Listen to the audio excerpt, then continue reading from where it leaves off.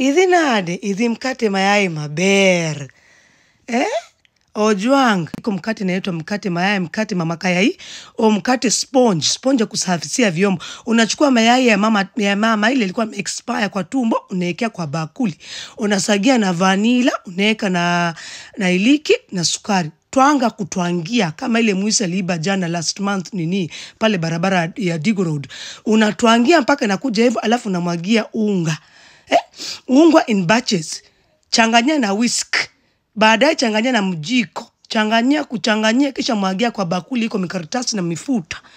Mwagia hapo pole pole, mwagia zabibu jule, zabibu lipwa kama ya tende nini Ramadhan pale kwa Mbarawa. Unamwagia kwa juu, una bake 320 degrees Celsius.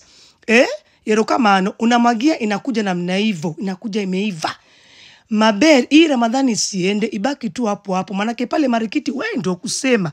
Mikate miyai, mikate sinia, mitumbua, mitovu, mitai, mibibibi. Yani, hakuna kitu mzuri kama hii kitu iko kwa Mombasa kwa wakati wa Ramadhani. Yawa. Ojwang, kuja kibande hii. Maber.